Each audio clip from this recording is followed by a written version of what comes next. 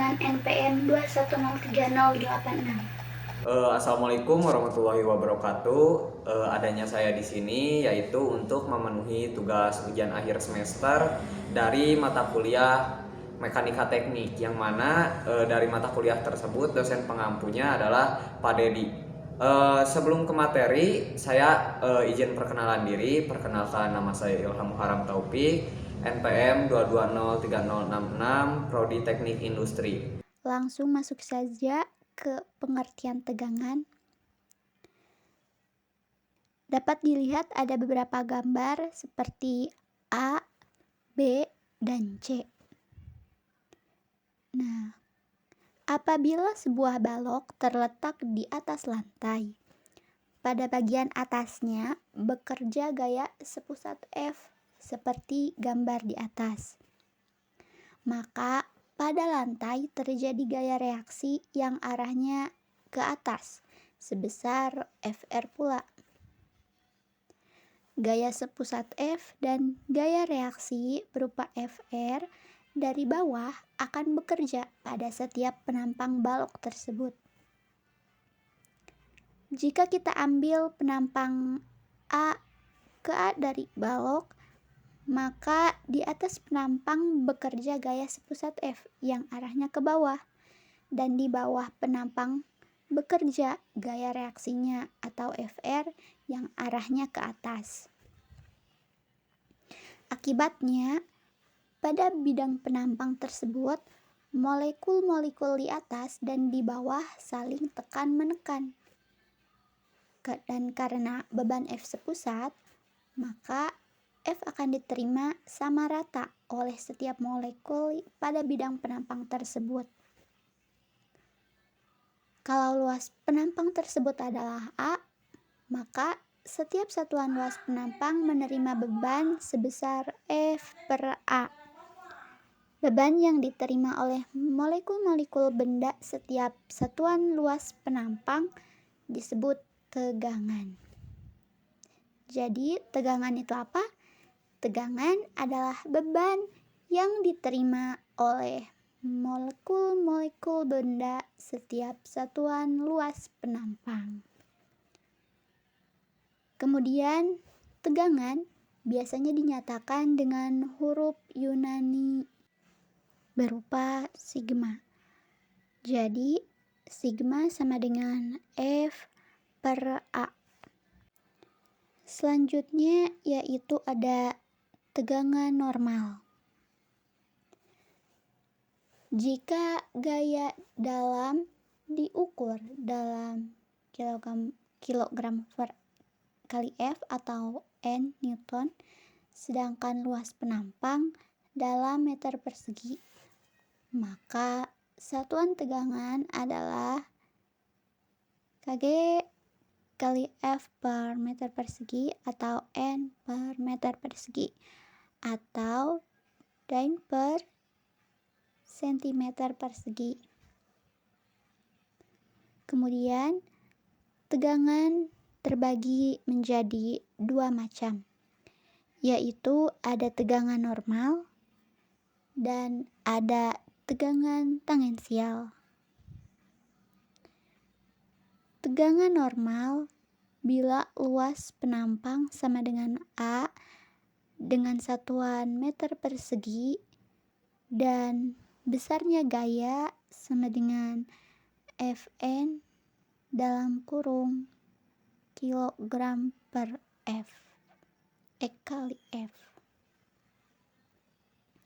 Dengan rumus sigma sama dengan Fn per A, dan dengan keterangan satuan kilogram titik F per meter persegi. Sedangkan untuk tegangan tangensial yaitu tau sama dengan Fq per A dengan satuan kg titik F per meter persegi. Dapat dilihat gambarnya yaitu di samping keterangan tersebut. Untuk pembahasan selanjutnya yaitu ada macam-macam tegangan. Tegangan ada bermacam-macam, sesuai dengan adanya pembebanan yang bermacam-macam pula. Pada pembebanan tarik, maka terjadi tegangan tarik. Pada pembebanan tekan, maka terjadi tegangan tekan. Dan begitu pula pada pembebanan yang lain. Tegangan ada 5 macam, yaitu yang pertama ada tegangan tarik, tegangan tekan, tegangan lengkung, tegangan puntir, dan tegangan geser. Yang pertama yaitu tegangan tarik. Tegangan tarik terjadi pada rantai, tali, dan sudut-sudut turbin. Dapat dilihat gambarnya, yaitu di tengah-tengahnya itu ada simbol A sebagai luas penampang dan F sebagai gaya tarik yang saling menarik ke arah berlawanan. Dari gambar di atas didapatkan rumus sigma 1 sama dengan F per A sama dengan FA per A, di mana F sama dengan gaya tarik dan A yaitu sebagai luas penampang. Nomor 2 yaitu ada tegangan tekan. Tegangan tekan biasanya terjadi seperti pada tiang bangunan yang belum mengalami tekukan pada batang torak. Dapat dilihat gambarnya pada PPT yang telah kami kirim. Kemudian didapatkan rumus sigma D sama dengan FA per A sama dengan F per A.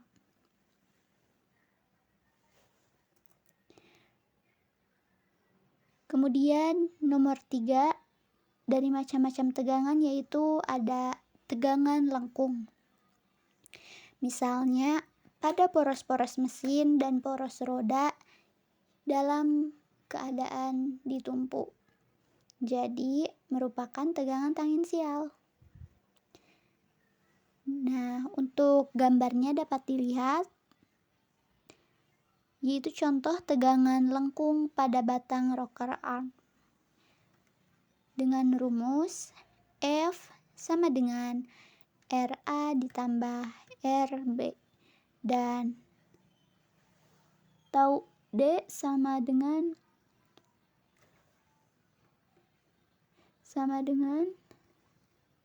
M B dibagi W per B dibagi WB, di mana MB sama dengan momen lengkung dan W sama dengan momen tahanan lengkung. Langsung masuk saja ke contoh soal untuk pembahasan mengenai tegangan dan regangan akibat momen puntir. Di sini contoh soalnya yaitu sebuah poros baja dengan diameter 30 mm digunakan untuk meneruskan putaran dari motor ke mesin. Poros ini dikenai momen puntir sebesar 150 Nm atau Newton meter. Diketahui modulus elastisitas baja adalah 200 GPa. Hitunglah A. Tegangan puntir maksimum pada poros dan B. Tegangan puntir maksimum pada poros. Kemudian untuk penyelesaiannya, untuk menghitung tegangan puntir maksimum pada poros yaitu diketahui terlebih dahulu untuk momen puntirnya sebesar 150, diameter porosnya 30 mm atau setara dengan 0,03 meter, jari-jari poros dengan rumus D diameter per 2 atau sama dengan 0,015 meter. Kemudian ada momen inersia poros didapatkan 1131 kali 10 pangkat min 6 meter 4.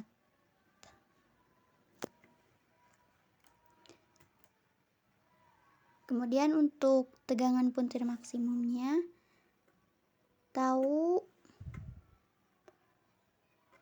maksimal sama dengan M per dalam kurung J kali R atau kali jari-jari, dan dihasilkan 208,33 MPe.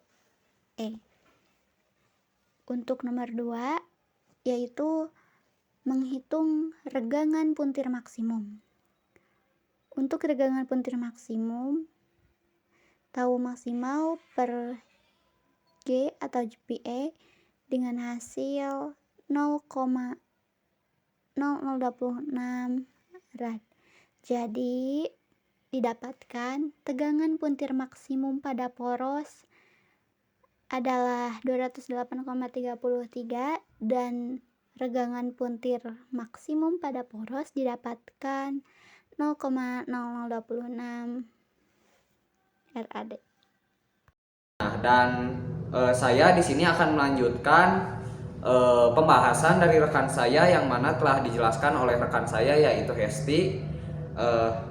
Untuk ke materi, kita langsung saja ke materi, yaitu saya akan melanjutkan yang mana dari yang Hesti bahas itu mengenai tegangan normal, macam-macam tegangan tekan, dan tegangan lengkung. Nah, saya akan melanjutkan dari materi yang telah disampaikan, yaitu mengenai tegangan puntir dan tegangan geser.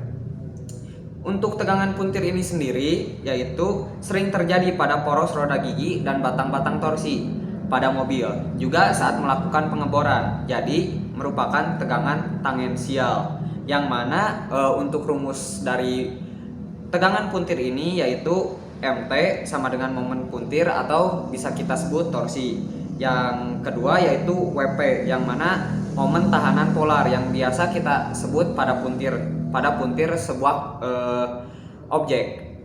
Untuk yang berikutnya yaitu ada tegangan geser, yang mana tegangan geser terjadi jika suatu benda bekerja dengan dua gaya yang berlawanan arah, tegak lurus sumbu batang, gaya tidak segaris, namun pada penampangnya tidak terjadi momen. Tegangan ini banyak terjadi pada konstruksi seperti sambungan keliling, gunting, dan sambungan baut. Lanjut ke yang berikutnya yaitu slide ke-7. Pada gambar di atas, gaya P sama dengan P1 berlawanan arah gaya P dan P1 bekerja merata pada penampang A.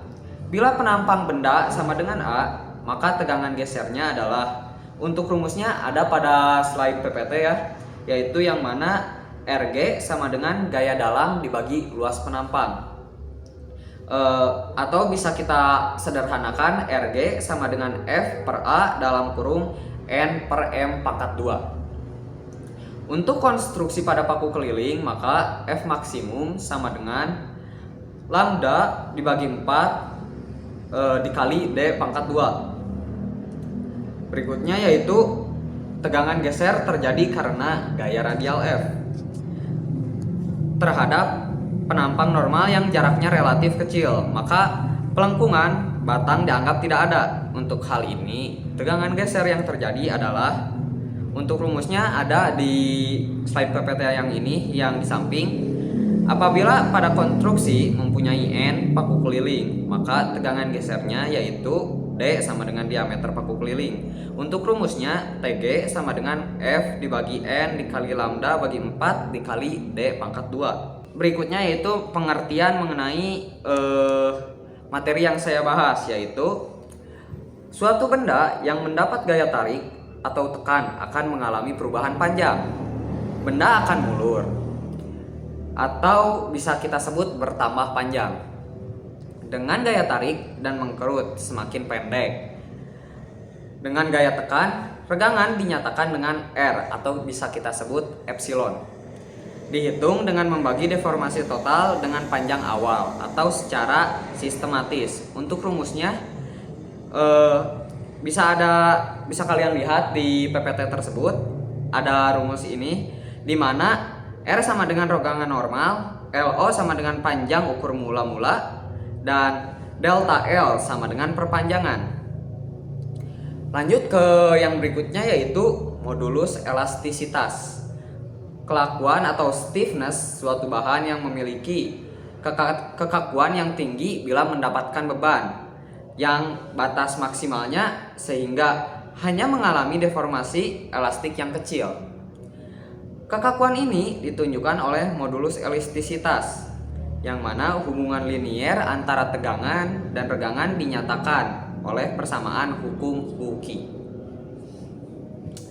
Untuk rumusnya bisa kalian lihat, omega sama dengan E dikali E, di mana E sama dengan modulus elastis, O sama dengan tegangan elastis, dan E kecil sama dengan regangan. Mungkin untuk materinya dicukupkan sekian. Kita lanjut ke pembahasan soal yang mengenai tegangan regangan akibat momen lentur. Untuk contoh soal nomor 2 yaitu analisis tegangan dan regangan pada balok baja akibat momen lentur. Sebuah balok baja dengan panjang 2 meter dan penampang persegi panjang dengan dimensi 120 mm digunakan untuk menopang beban 200 kg di tengah bentang. Diketahui modulus elastisitasnya baja adalah 210 GPa. Hitunglah tegangan lentur maksimum pada balok, regangan lentur maksimum pada balok.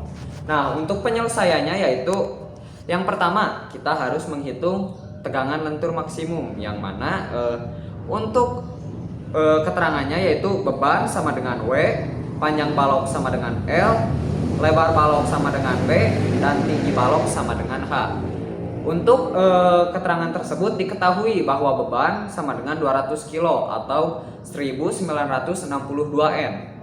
Untuk panjang balok atau bisa kita sebut dengan rumus L sama dengan 2M. Dan untuk lebar balok sama dengan B, kita bisa lihat bahwasanya lebar balok ini 60 mm atau 0,06 meter. Untuk tinggi balok H sama dengan 120 meter, yaitu kalau dikonversi ke dalam meter yaitu 0,12 meter. Penyelesaiannya yaitu momen lentur maksimum. Kita harus mencari momen lentur maksimum, yang mana rumusnya itu WL dibagi 2 sama dengan WL itu berarti beban dikali panjang balok dibagi 2, yaitu yang mana beban itu kita bisa lihat di dalam keterangan 1962 N atau bisa kita sebut 200 kg dikali 2 meter lalu dibagi 2, yang mana hasilnya menjadi 1962 Nm. Untuk mencari momen inersia balok atau I, kita mempunyai rumus lebar balok dikali tinggi balok dibagi 12, yang mana lebar balok tersebut memiliki besaran 0,06 meter dikali tinggi balok, yang mana tinggi balok itu 0,12 meter pangkat 3 dibagi 12, yang mana hasilnya menjadi 7,92 dikali 10 pangkat min 8 pangkat 4. Lalu ke yang berikutnya yaitu tegangan lentur maksimum atau O max, yang mana rumusnya itu M max kali Y max dibagi I, yang mana M max tersebut yaitu yang telah kita hitung tadi, momen lentur maksimum dikali Y max. Lalu kita modelkan ke model angka, yaitu yang mana Mx tersebut 1962 Nm dikali 0,12 M dibagi 2, lalu dibagi lagi 7,92 kali 10 akar min 8 M akar 4, yang mana hasilnya yaitu 148,8 MPa. Untuk yang kedua kita menghitung regangan lentur maksimum, yang mana regangan lentur maksimum tersebut bisa kita sebut Emax. Untuk rumusnya yaitu ada Omax dibagi E, yang mana Omax ini yang tegangan lentur maksimum, kita hitung ke model matematika yang mana tegangan lentur maksimum tadi itu telah dihitung yang menghasilkan 148 148,8 MPa dibagi 210 GPa yang mana menghasilkan 0,0007 radius. Jawaban tegangan lentur maksimum pada balok adalah 148,8 MPa dan untuk tegangan lentur maksimum pada balok adalah 0,0007. Jadi untuk soal berikut telah kita selesaikan yang mana menghasilkan untuk lentur maksimum balok yang ada pada tegangan 148,8 MPa dan untuk yang regangan lentur maksimum pada balok adalah 0,007 rad. Mungkin dicukupkan sekian, mohon maaf bila ada kesalahan. Kalau memang ada kesalahan itu murni kesalahan dari saya, dan jika memang menurut kalian ini benar, ini bukan murni kebenaran dari saya, karena yang memberikan kebenaran hanya Allah Subhanahu wa Ta'ala.